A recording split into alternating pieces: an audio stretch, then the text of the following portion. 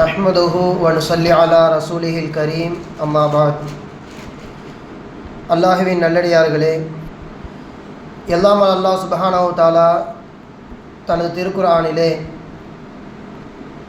யாரை போன்று வாழ வேண்டும், யாரை போன்று வாழக்கூடாது என்று அல்லாஹு தஆலா நிறைய இடங்களில் சொல்வதுண்டு.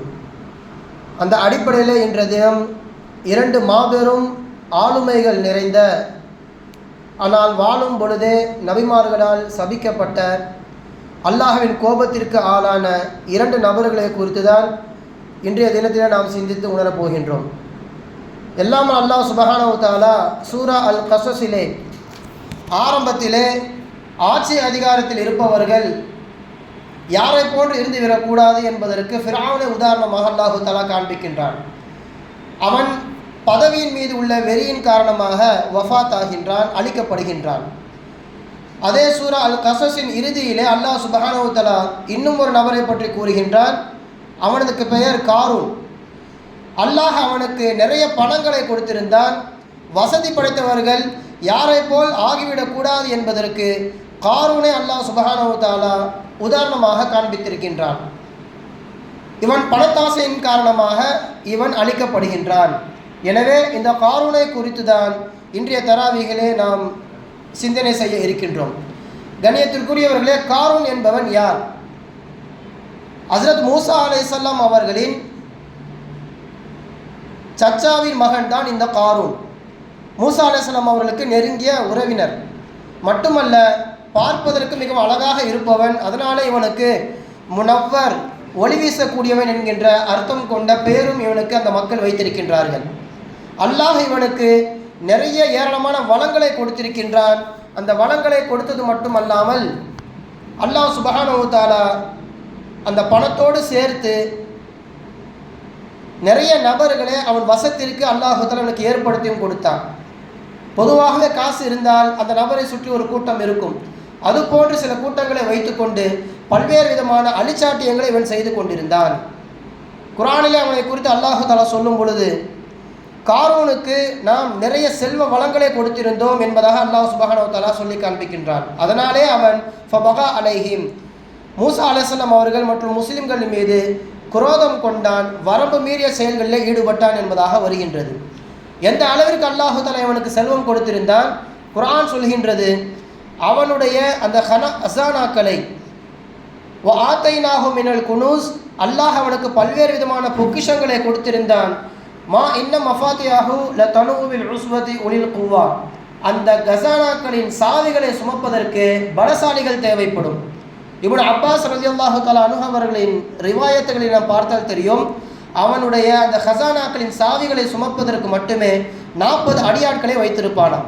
அதில் ஒரு நபர் பல நபர்களுக்கு சமமானவர். இப்படி 40 வகையான ஆட்களை வைத்துதான் அந்த சாவியையே சுமந்து செல்வார்கள். அந்த அளவிற்கு மிகப்பெரிய கோடீஸ்வரன். மேலும் சொன்னார்கள், அவனிடத்திலே அன்றைய காலத்தின் கணக்குப்படி அவன் ஒரு பில்லியனர். அவனிடத்திலே 40 லட்சம் அல்லாஹ் சுப்ஹானஹு தஆலா அவனுக்கு கொடுத்திருந்தான் என்பதாக இமாம் இப்னு அப்பாஸ் ரலியல்லாஹு தஆலா அன்ஹு அவர்கள் சொல்லி காண்பிக்கிறார்கள். இவன் எந்த இடத்திலே தடம் புரண்டு போனான் என்றால், மூசா அலைஹிஸ்ஸலாம் அவர்கள் அந்த சமுதாயத்திற்கு அனுப்பப்பட்ட நபி. மூசா அலைஹிஸ்ஸலாம் அவர்கள் அடிக்கடி அல்லாஹ்வை சந்திப்பதற்கும் பேசுவதற்கும் தூர் சீனா மலைக்கு சென்று விடுவார்கள். அவர்கள் இல்லாத சமயத்திலே மக்களை வழிநடத்துவதற்கு ஹாரூன் அலைஹிஸ்ஸலாம் அவர்களை பொறுப்பிலே விட்டு செல்வார்கள். இது அல்லாஹ்வின் மறைமுகமான ஒரு செய்தி. அல்லாஹ் தஆலா தான் அந்த பொறுப்பை கொடுத்தான். இது காரூனுக்கு பிடிக்கவில்லை. நாம் தானே மூசா அலைஹிஸ்ஸலாம் அவர்களுக்கு மிக நெருங்கியவர், எப்படி ஹாரூனை பொறுப்பில் விட்டு செல்லலாம்? மட்டுமல்ல, ஹாரூன் அலைஹிஸ்ஸலாம் அவர்கள் அல்லாஹ் தஆலா இன்னும் ஒரு பொறுப்பை கொடுத்திருந்தான். என்னவென்றால், அன்றைய காலத்திலே நாம் அறுப்பதை போன்று குர்பானி பிராணிகள் ஏற்றுக்கொள்ளப்படாது. அதை அறுத்து ஒரு இடத்துல வைப்பார்கள். வானத்திலிருந்து நெருப்பு வந்து அந்த நெருப்பை எடுத்துக்கொண்டால் அந்த குர்பானி ஏற்றுக்கொள்ளப்பட்டது என்பதாக பொருள். எனவே அந்த குர்பானி பிராணிகளை கலெக்ட் செய்து அதை ஒரு இடத்துல வைக்கும் பொறுப்பையும் அல்லாஹ் சுப்ஹானஹு தஆலா ஹாரூன் அலைஹிஸ்ஸலாம் அவர்கள் கொடுத்திருந்தான். இது மிகப்பெரிய ஒரு பொறுப்பு. இதனாலேயும் காரூன் மிகவும் பொறாமைப்பட்டான். அந்த பொறுப்பு நமக்கு ஏன் வரலை? ஹாரூன் அலைஹிஸ்ஸலாம் அவர்களை விட மூசா அலைஹிஸ்ஸலாம் அவர்கள் நாம் தானே மிகவும் நெருக்கம், நமக்கு ஏன் அந்த பொறுப்பு வரவில்லை என்பதாக குரோதம் கொண்டான். மூசா அலைஹிஸ்ஸலாம் அவர்களிடத்திலும் கேட்கின்றான். அப்போ மூசா அலைஹிஸ்ஸலாம் அவங்க சொல்கிறாங்க, இது என்னுடைய இஷ்டத்தின் அடிப்படையில் கொடுக்கப்படலை, இது அல்லாஹ் தஆலா கொடுத்த பொறுப்பு. இருந்தாலும் நீ கேட்டுவிட்டாய் என்பதற்காக நான் அல்லாஹ்விடமே இதை ஒப்படைக்கின்றேன். நீயும் உன்னை சார்ந்தவர்களும் யார் யாரெல்லாம் இந்த பொறுப்புக்கு ஆசைப்படுகிறார்களோ எல்லோரையும் அழைத்து வா. வரும்போது எழுதும் கைத்தடிகளை எடுத்து வரட்டும், கையில் வைத்திருக்கின்ற அந்த அசாவை எடுத்து வரட்டும் என்பதாக சொல்லி அனுப்புகிறார்கள். எல்லோரும் வருகிறார்கள். வந்து இரவோடு இரவாக ஒரு இடத்துல நின்று எல்லோரும் உங்கள் கம்புகளை இங்கே போடுங்கள். நாளை காலை விடுகின்ற பொழுது யாருடைய அந்த குச்சிகளிலே செடி முளைக்கின்றதோ அவர் தான் இந்த பொறுப்புக்கு மிகவும் தகுதியானவர் என்பதாக சொல்லப்படுகிறது. எல்லா தலைவர்களும் அந்த அசாவை எடுத்துக்கொண்டு போட்டுவிட்டு இரவு முழுக்க காத்து கொண்டிருக்கிறார்கள். பகல் பொழுது விடுகின்றது. ஹஸ்ரத் ஹாரூன் அலைஹிஸ்ஸலாம் அவர்கள் அந்த கைத்தடியிலிருந்து தான் செடி முளைத்திருக்கின்றது. அல்லாஹ் இதை ஏற்றுக்கொண்டான். அல்லாஹ்வின் பொறுப்பு ஹாரூன் அலைஹிஸ்ஸலாம் அவர்கள் தான் என்பது உறுதியாக தெரிந்துவிட்டது. காரூன் இங்கேயும் மறுத்தான். ஒரு கம்பை நீங்கள் பாம்பாக மாற்றக்கூடியவர், அப்படி இருக்கும் பொழுது இதை செடியாக உங்களால் வளர்க்க வைக்க முடியாதா?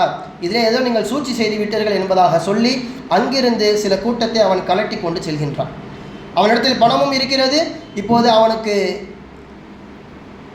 ஒத்துழைப்பதற்கு, அவனுடைய எல்லா செயல்களுக்கும் அபிமானிகளாக இருப்பதற்கு ஒரு கூட்டமும் சேர்ந்து விட்டது. இந்த கூட்டத்தை வைத்து கொண்டுதான் தன்னுடைய செல்வத்தையும் வைத்து கொண்டு ஏராளமான அழிச்சாட்டியங்களை செய்கின்றான். மூசா அலைஹிஸ்ஸலாம் அவர்கள் போய் பேசி பார்க்கிறார்கள், அடங்கவில்லை. ஊரில் இருக்கின்ற சில முக்கியமான தலைகளை அனுப்பி பேச வைக்கிறார்கள், அடங்கவில்லை. அவர்களெல்லாம் சென்று சொல்கின்ற அந்த வாசகம்தான் குர்ஆனிலே இன்றளவுக்கும் எல்லா பணக்காரர்களும் எடுத்துக்கொள்ளக்கூடிய ஒரு செய்தி. அந்த கூட்டம் அந்த அவனிடத்தில் போய் சொன்னது, லா தஃப்ரஹ் இன்னல்லாஹ லா யுஹிப்புல் ஃபரிஹீன். காரூன், ரொம்ப சந்தோஷப்படாத, ரொம்ப ஆட்டம் போடாதே. இந்த காலம் மிகவும் குறுகிய காலம்.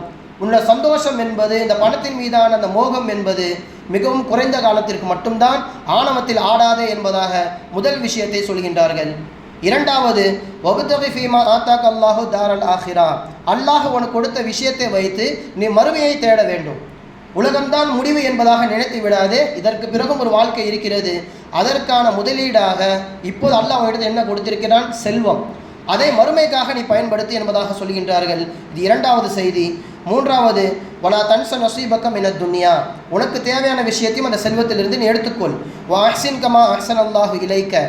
அல்லாஹ் உனக்கு எப்படி நல்ல ஒரு வாழ்வாதாரத்தை கொடுத்திருக்கின்றானோ நீயும் அதை பிறருக்கு ஏற்படுத்தி கொடு. கடைசியாக, வலா தபகில் ஃபசாத ஃபில் அர்த். ஒருபோதும் பூமியில் குழப்பத்தை ஏற்படுத்தாதே என்பதாக ஒரு 5 விதமான உபதேசங்களை எல்லா பணக்காரர்களும் கவனிக்கக்கூடிய ஒரு உபதேசத்தை காரூன் அவர்களுக்கு சொல்லப்படுகின்றது. இவ்வளவையும் கேட்டுவிட்டு அல்லாஹ் கொடுத்த அந்த செல்வத்தையும் வாங்கி கொண்டு அவன் சொன்ன வார்த்தை இது. ஆணவத்தின் மிக உச்சமான ஒரு வார்த்தை இது. தஃப்சீர்களை பயன்படுத்துகிறார்கள். அவன் சொன்னானாம், கால இன்னமா ஊத்திதுஹால இல்மின் இந்தி. இதுவெல்லாம் அல்லாஹ் கொடுத்த செல்வம் கிடையாது, என் உழைப்பினால் என் அறிவினால் நானே வளர்த்து கொண்ட செல்வம் இது. எதற்காக என்னிடத்தில் வந்து உபதேசம் செய்கின்றீர்கள்? உபதேசம் செய்கின்ற அளவிற்கு நான் ஏழை கிடையாது. என் திறமையால், என்னுடைய உழைப்பால் மட்டுமே இவ்வளவு லட்சக்கணக்கான காசுகளை திரட்டி இருக்கின்றேன் என்பதாக அவன் சொல்கின்றான். உண்மைதான், அவனிடத்திலே ஒரு திறமை இருந்தது. அந்த திறமையும் அல்லாஹு தஆலா தான் கற்றுக் கொடுக்கின்றான். கீமியா என்பதாக ஒரு திறமை அன்றைய கால கல்வி முறையில் இன்றளவுக்கும் அது சொல்லப்படுகின்றது. எந்த ஒரு உலோகமாக இருந்தாலும் அந்த உலோகத்திலே சில திரவங்களை ஊற்றுகின்ற பொழுது அது தங்கமாக மாறிவிடும். ஒரு இரும்பு, ஒரு திரவத்தை அது மேலே ஊற்றினால் இரும்பு தங்கமாக மாறும், பித்தளை தங்கமாக மாறும், செம்பு தங்கமாக மாறும். இப்படிப்பட்ட ஒரு கலையை அல்லாஹு தாலா மூசா அலைஹிஸ்ஸலாம் அவர்களுக்கு அல்லாஹு தாலா கற்றுக் கொடுத்தார். மூசா நபி என்ன செஞ்சாங்க அப்படின்னா, 3 நபர்களை தேர்ந்தெடுத்து அவர்களுக்கு இந்த கல்வியை கொஞ்சம் கொஞ்சமாக சொல்லிக் கொடுத்தார்கள். முதலில் அவருடைய மாணவன் யூஷா இப்னு நூன் என்பதாக சொல்லப்படும் அவரை அழைத்து அவருக்கு இந்த கல்வியில் 3இல் ஒரு பகுதியை சொல்லிக் கொடுத்து விட்டார்கள். பிறகு அன்றைய காலத்தில் இப்போது இருப்பதை போன்ற உலமாக்கள் இருப்பார்கள். உலமாக்களில் மிகவும் பிரசித்தி பெற்ற காலிப் என்று சொல்லப்பட்ட நபரை அழைத்து அவருக்கும் இந்த கல்வியில் 3இல் ஒரு பங்கை சொல்லிக் கொடுத்து விட்டார்கள். மூன்றாவது, தன்னுடைய உறவினராக இருக்கின்ற காரூனுக்கும் அந்த கல்வி சொல்லிக் கொடுக்கப்படுகிறது. இருப்பதை வைத்து போதுமாக்கி கொள்ளாமல் அவ்விருவருக்கு என்ன சொல்லிக் கொடுத்தார்களோ அதையும் நாம் கற்றுக்கொள்ளலாம். முழுமையாக இந்த கல்வியை கற்றுக்கொண்டு, இந்த கலையை கற்றுக்கொண்டு நாம் எல்லாவற்றையும் தங்கமாக மாற்றி கோடீஸ்வரனாக மாறலாம் என்பதாக நினைத்து என்ன செய்தான்? அவ்விருவரையும் ஏமாற்றி போட்டு வாங்கி அவர்களிடத்தில் சொல்லப்பட்ட எல்லா கல்விகளையும் இவனும் பெற்றுக்கொண்டான். அதற்கு பிறகு என்ன ஆனது? ஃபகான யஹுது ரசாஸ ஃபயஜஅலுஹு ஃபில்லத்தன் வ நுஹாஸன் ஃபயஜஅலுஹு தஹபா. பார்க்கின்ற எல்லா உலோகங்களையும் எல்லா கனிம வளங்களையும் இவன் தங்கமாக மாற்றுகின்ற வேலையில் ஈடுபட்டான். எனவே கன பொழுதிலே சில நாட்களிலேயே மிகப்பெரிய கோடீஸ்வரனாக இவன் மாறிவிட்டான். அப்போ தான் அல்லாஹ் சுப்ஹானஹு தஆலா ஜக்காத்துடைய கடமைகளை அந்த மக்களுக்கு அல்லாஹ் தஆலா சொல்கின்றான். எல்லோரும் யாரிடத்திலெல்லாம் 1000 திர்ஹம் இருக்கின்றதோ 1000க்கு ஒரு திர்ஹம் ஜக்காத்தாக நீங்கள் கொடுக்க வேண்டும். அப்போ ஜக்காத்தை வசூலிப்பதற்காக வேண்டி மூசா அலைஹிஸ்ஸலாம் அவங்க காரூன்கிட்ட போகிறாங்க. அவங்ககிட்ட 40 லட்சம் ரூபாய் இருக்குது. அவன் கணக்கு போட்டு பார்க்குறான், 1000 ரூபாய்க்கு ஒரு ரூபா கொடுக்கணும் அப்படின்னா 40 லட்சம் இருக்குது, மிகப்பெரிய தொகை நம்ம இடத்துல போகிற மாதிரி இருக்குது, நம்ம காசை நம்ம விட்டுவிடக்கூடாது என்பதற்காக என்ன செய்தான், மூசா அலைஹிஸ்ஸலாம் அவர்கள் மீது அபாண்டமாக பழி சுமத்த நினைத்தான்.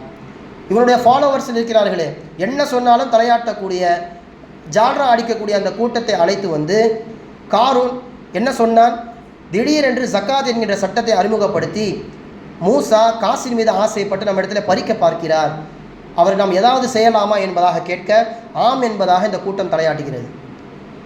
இதற்கென்றே ஒரு பெண்ணை அழைத்து அவளுக்கு சில திர்ஹங்களை கொடுத்து நாங்கள் சொல்லும்போது நீ தலையாட்ட வேண்டும், மூசா உன்னை தவறுக்கு அழைத்தார், அதன் மூலமாக குழந்தையை நான் பெற்றெடுத்தேன் என்று நீ சொல்ல வேண்டும், அதற்கு தான் தொகையை நான் இடத்தில் கொடுக்கிறேன் என்பதாக அவன் சொல்லிவிட்டான்.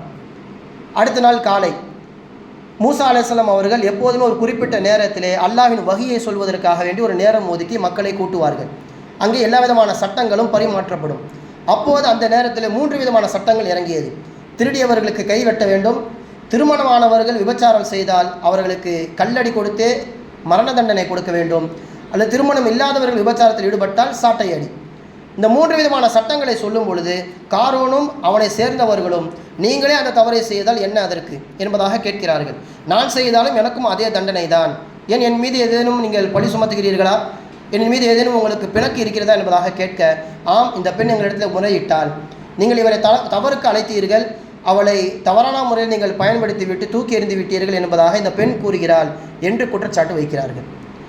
கண்ணியத்திற்குரியவர்களே, மூசா அலைஹிஸ்ஸலாம் அவர்கள் நிலைகுலைந்து போய்விட்டார்கள். ஒரு நபியாகிய நான் எப்படி ஒரு தவறு செய்வேன்? அந்த பெண்ணை அழைத்து 3 விதமான வார்த்தைகளை கேட்கிறார்கள். நான் அல்லாஹ்வால் அனுப்பப்பட்ட நபி, அல்லாஹு தஆலா எனக்காக வேண்டி கடலை பிளக்கச் செய்தான், நீங்கள் தாகமாக இருப்பீர்கள் என்பதற்காக வேண்டி ஒரு பாறையை நான் அடித்தேன், அதிலிருந்து உங்களுக்கு தண்ணீர் அல்லாஹு தஆலா புகட்டினான். 3வது அல்லாஹு தஆலாவை தனிமையில் சந்தித்து நான் தௌராத் வேதத்தை வாங்கி வந்தேன், இப்படிப்பட்ட எண்ணின் மீது விபச்சார பழியா என்பதாக கேட்க அந்த பெண்ணும் மனம் திருந்தி காரூன் தான் என்னை காசு கொடுத்து இப்படி பேச வைத்தான் என்பதாக உண்மையை ஒப்பித்துக் கொள்கிறான். அப்போ அல்லாஹ் சுப்ஹானஹு தஆலாவிற்கு சஜ்தா செய்துவிட்டு மூசா அலைஹிஸ்ஸலாம் அவர்கள் துவா செய்தார்கள், யா அல்லாஹ், காரூனின் மீது உன் கோபத்தை நீ இறக்குவாயாக. உடனே அல்லாஹு தஆலா வஹி அறிவிக்கின்றான், உங்களுக்கு அந்த பூமியை நான் வசப்படுத்தி கொடுத்து விட்டேன், நீங்கள் என்ன செய்தாலும் அந்த பூமி உங்கள் பேச்சை அப்படியே கேட்கும், என்ன வேணாலும் செய்து கொள்ளுங்கள். மூசா அலைஹிஸ்ஸலாம் அவர்கள் அறிவிப்பு செய்கின்றார்கள். அது என்ன அறிவிப்பு? நான் ஃபிரௌனுக்கு எப்படி நபியாக அனுப்பப்பட்டிருக்கின்றவனோ காரூனுக்கும் நான் தான் நபி, எனவே அவனோடு இருப்பவர்கள் கடைசி வரைக்கும் அவனோடு இருக்க வேண்டும் என்று ஆசைப்பட்டால் அங்கே இருந்து கொள்ளுங்கள், என்னின் பக்கம் வர வேண்டும் என்று ஆசைப்பட்டால் உடனே வந்து விடுங்கள், இதற்கு பிறகு நடக்கப் போகின்ற விஷயத்தை கண்டு நீங்கள் எல்லாம் ஆச்சரியப்பட போகிறீர்கள் என்பதாக சொல்கிறார்கள். உடனே மூசா நபியினுடைய அந்த நுபுவத்தை கண்டு அவர்கள் இதுவரைக்கும் செய்த அதிசயங்களை கண்டு நிலைகுலைந்து போன அந்த கூட்டத்தார் அவன் பக்கத்திலிருந்து உடனே வந்து விட்டார்கள். 2 நபர்களை தவிர காரூன் இருக்கின்றான், அவனுக்கு ஆதரவாக 2 நபர்கள், மொத்தமே 3 நபர்கள் மட்டும் இருக்கிறார்கள். அவனுடைய அரண்மனை எல்லா விதமான சொத்துக்களும் அங்கே தான் இருக்கிறது, எவ்வளவு சொல்லியும் வரவில்லை. அப்போ மூசா அலைஹிஸ்ஸலாம் அவங்க துவா செஞ்சாங்க, பூமியே நீ அவரை முழுவதுமாக முழுங்கிவிடு, முழுவதுமாக அவரை உள்ளே இழுத்துவிடு என்று சொன்னவுடன் அங்கங்கே கொஞ்சம் கொஞ்சமாக குழி விழுகிறது, கொஞ்சம் கொஞ்சமாக அந்த அவனுடைய அரண்மனையை உள்ளே புதைவிட ஆரம்பிக்கிறது. இந்த நிலைமையிலும் கூட அவன் என்ன செய்தான் என்றால், ஒரு ஆபத்து வருகிறது, மூசா சொன்ன உடனே நமக்கு தண்டனை வந்து விட்டது என்று அவன் பயப்படவில்லை. நான் போனாலும் என் பொருளோடையே போவேன் என்பதற்காக வேண்டி கலங்காமல் பயப்படாமல் அப்படியே அந்த அரண்மனையிலே இருந்து கொண்டிருக்கின்றான் கூட அந்த 2 பேரும். இப்படியே கொஞ்சம் கொஞ்சமாக பூமி அதை உள்ளே வாங்கி கொண்டே இருக்கின்றது. அல்லாஹு தஆலா சொல்கின்றான், அவனை அன்று காப்பாற்றுவது யாரும் கிடையாது. ஒமாக்கான மினல் முன்தஸிரீன், அவனும் என்ன செய்தான், என்னை காப்பாற்றுங்கள் என்பதாக கெஞ்சவும் இல்லை என்பதாக குர்ஆன் சொல்கின்றது. இந்த அளவிற்கு காசின் மூலமாகவே முழுவதுமாக தடம் புரண்டவர்களில் காரூனும் ஒருவன், அவனை போன்று வசதி படைத்தவர்கள் யாரும் இருந்து விடாதீர்கள் என்பதற்காக வேண்டி அல்லாஹ் சுப்ஹானஹு தஆலா சூரா அல் கஸஸிலே இந்த மாபெரும் ஒரு விஷயத்தை நமக்கு சொல்லி காண்பிக்கின்றான். எல்லாம் அல்லாஹ் சுப்ஹானஹு தஆலா காசு வைத்திருப்பவர்களுக்கு தெளிவான ஒரு புரிதலை தருவானாக. ஜக்காத்தை சரியான முறையிலே செலுத்தி நாள்தோறும் சதக்கா செய்யக்கூடிய நன்மக்களாக அல்லாஹு தஆலா நம்மை ஆக்குவானாக. வ ஆகிரு தஅவானா அல்ஹம்துலில்லாஹி ரப்பில் ஆலமீன். அஸ்ஸலாமு அலைக்கும் வரஹ்மத்துல்லாஹி வபரகாத்துஹு.